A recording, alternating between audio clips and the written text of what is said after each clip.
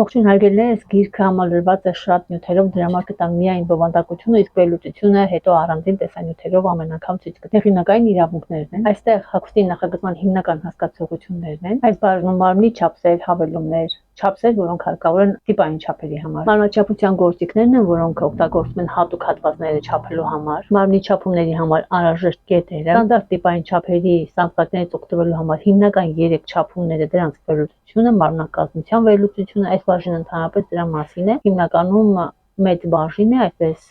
ես առանձնացրել եմ, որպեսզի դուք հետագայում ցանկության դեպքում ավելի շատ ուսումնասիրություններ կատարեք, ունենալով այս հիմքը։ Մականշումների միջազգային չափումներ, կեցվածքն է։ Այստեղ կեցվածքի մասին է նույնիսկ հիմնական տեղեկատվությունը, որը հիմք կհանդիսանա ձեր համար հետագայում կորեկտիրովկաների, այսինքն լեկալների ճշգրտման համար։ Հավելումների թեման է, կազմն է, աղյուսակ է, սիլուետներն են այստեղ եւ անցնում ենք արդեն չափումներին։ Չափագրման սկզբունքներ բաժնում ներկայացված է բոլոր պահանջները, որ պետք է արդեն լինի չափումներից առաջ։ Ամեն մի չափը պատկերված է նկարով եւ նկարագրությամբ։ Բոլոր չափումները հավաքագրված են մեկ տեղում։ Չափումներ կար, որոնք մենք չենք օգտագործում գծագրերի մեջ, բայց այստեղ կան որպես հավելյալ օգնող չափումներ ճշգրտումների համար։ Այս չափումները դուք կարող եք չափել ձեր վրայից կամ օգտվել աղյուսակից։ Կարող եք նաև շրջագծերը օգտագործել ձերը, իսկ երկարություններն ու բարձրությունները օգտվել աղյուսակներից։ Այստեղ ներկայացված են բոլոր անհրաժեշտ չափումները, սա կիսաշրջազգեստից մինչև կորսետ։ Դերում եմ նշումներ անել գրքի մեջ։ Սա կիսաշրջազգեստի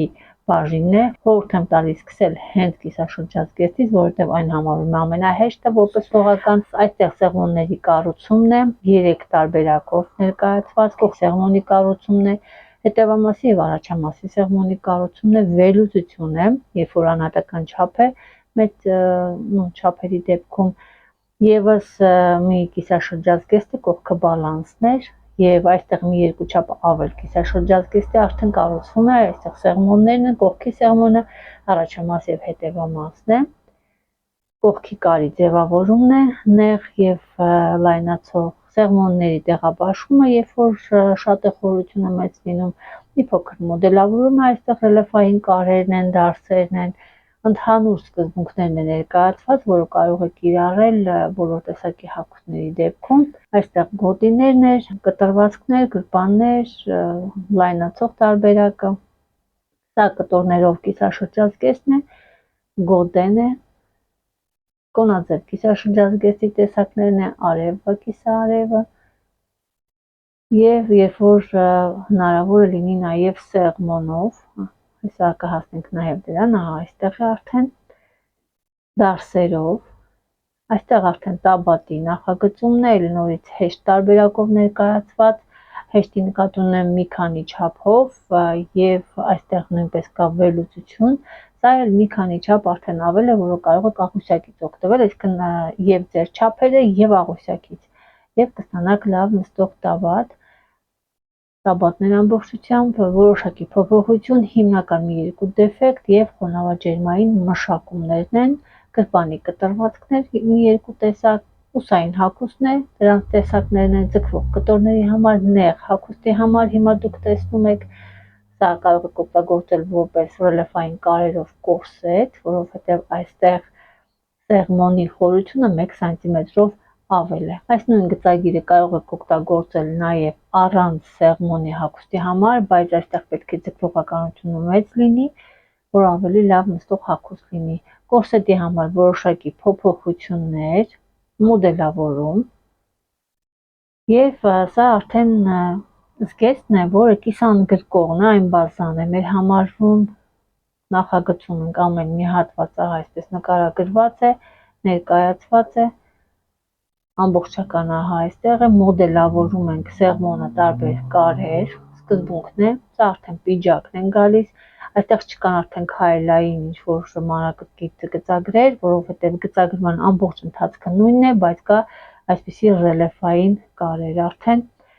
այստեղ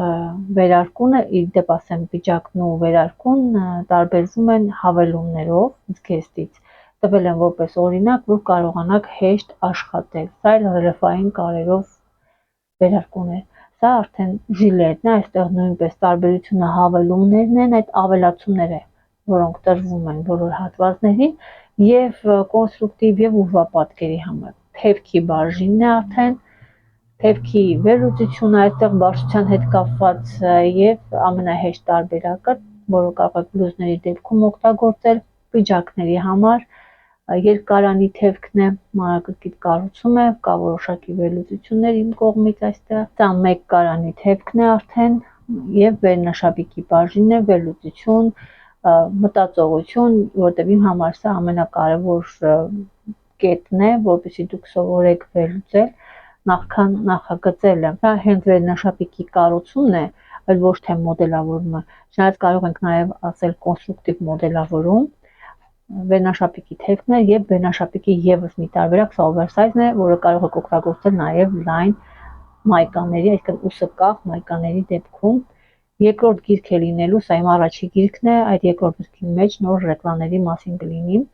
Օձիքների բաժինը նույնպես այստեղ ներկայացված է, երկրորդ գրքի մեջ կլինի նաև ավելի ծավալուն տարբերակներ, հիմնական մասերը, վերլուծություն, գծագրեր, կարևորը, որպեսզի մենք կարողանանք աշխատել, սկզբունքը հասկանալով, սա արդեն անգլիական օձիքն է, պիջակային, այստեղ նույնպես կա կառուցման մի քանի տարբերակներ, որ գրքի մեջ չկարողացա ներառել, երկրորդ գրքի մեջ կլինի։ Ամբողջ ընթացքում համակարգը թվային էր 1, 2, 3, բայց այստեղ տառային է, միակ